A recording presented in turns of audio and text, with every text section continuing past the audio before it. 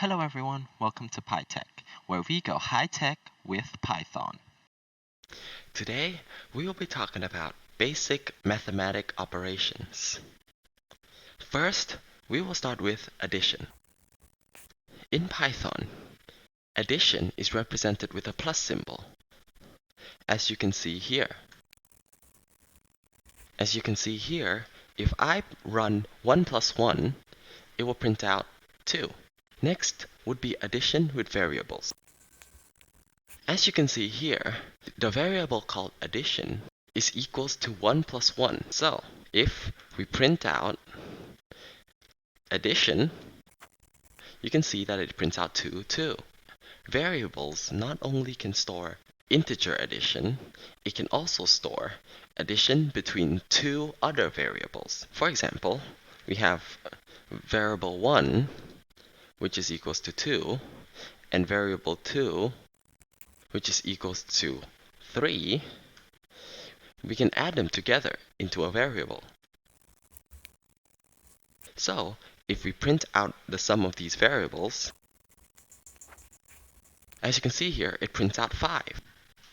Next, we will talk about subtraction.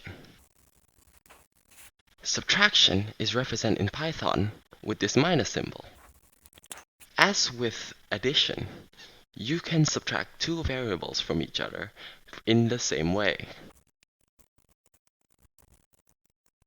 As you can see here, when I print this out, it becomes minus 1. Next is multiplication. Multiplication in Python is represented by the asterisk symbol. As with the two types of operations we have seen so far, multiplication works in the same way. As you can see, the answer is 6. Next, we will be covering division. Division in Python is represented by the / symbol. As you can guess, it works in pretty much the same way. As you can see, Python will return a floating point value when you use division. Next would be the more advanced operations. First off, we have modulo. Modulo is represented by the percentage symbol. The job of modulo is to do the division and return the remainder.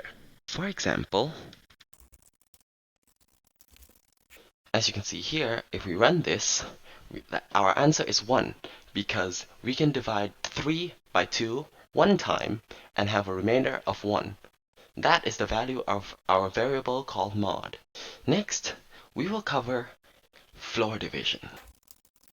Floor division is like division, but returns an integer instead of a floating point number, and is represented by 2 / like this example here. As you can see here, our answer is 1. That is because variable 2 has the value of 3 and variable 1 has a value of 2. So the answer is 1.5.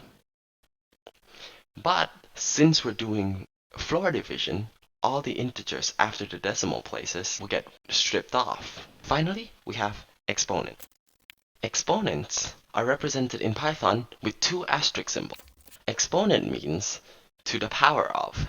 So here's an example.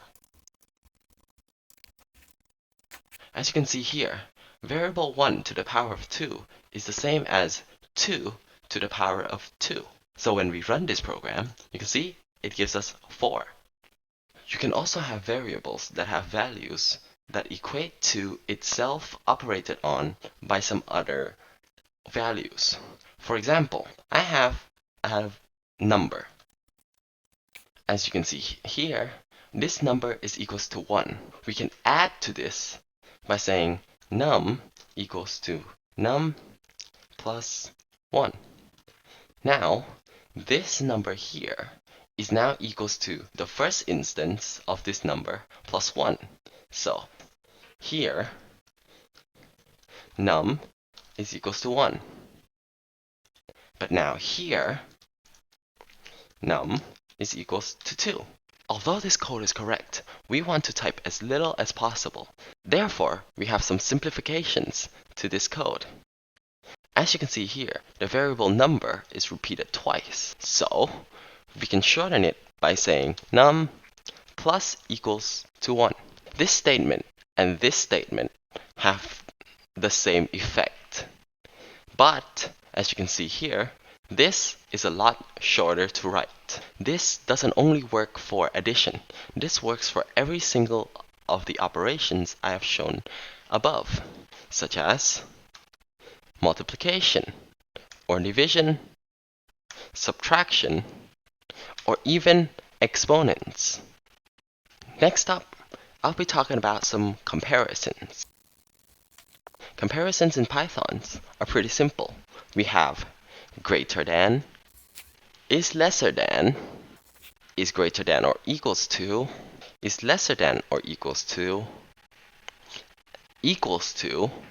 and not equals to.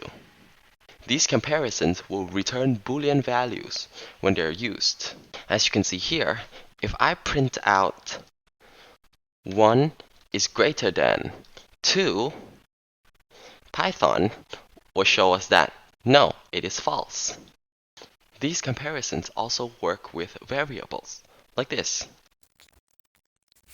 As you can see, if I print out 1 is lesser than 2, you can see that Python will say, yes, it is true. You can also compare integers to values, like this. As you can see, when I run this, it still returns back a true, because this variable has the value of 1. Next, we will talk about logical operators. Logical operators in Python are AND, OR, and NOT. First is the AND statement. The AND statement is only true when both of its inputs are true, like this. This will be equals to true. But if it's either false and true, it will be false. Also, if it is false and false, it will be equals to false. Next, we will talk about OR. OR is true when either of inputs are true. True or true will equals a true. Likewise, false or true will be true. The only time when OR will be a false is when it is a false or false. Not basically inverts our value. If I print out not true, it will be an error because these are not actually statements accepted by the Python language. So to get rid of these, we can use block comments. We can tell Python that this entire block here is a comment by first writing 3 quotation marks at the start and another 3 at the end. Python will now know that this is a block comment. So now, when we run this print not true, it will be false.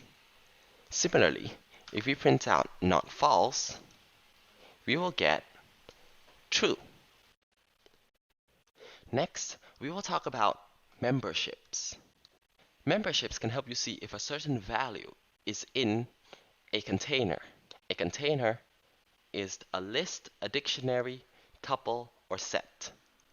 So, for example, if I have a list called my list with the elements 1, 2, 3, 4 inside, to check if a certain number is in this list, we can use print 1 in my list. As you can see here, if I run this, it says true, because as you can see here, 1 is in my list. Alternatively, if you want to know if that specific value is not in the list, we can just modify this with a not in front of the in. So, as you can see, if we run 1 not in list, it says false because 1 is in the list. Next is identity. Identities can be a bit confusing. For example, I have list 1 and list 2. As you can see, if I print out list 1 equals to list 2, it is true. But if I tell Python to print out list 1 is list 2, you can see that it is false, because although they have the same values, there are actually two different lists. But if we have a third list, list 3 equals to list 1, if we print out list 1 is list 3, you can see that it is true, because both of these are the same list. That's all I have for you all today. Thank you for watching, and please hit the subscribe button and click the notification icon to be notified when I upload a new video.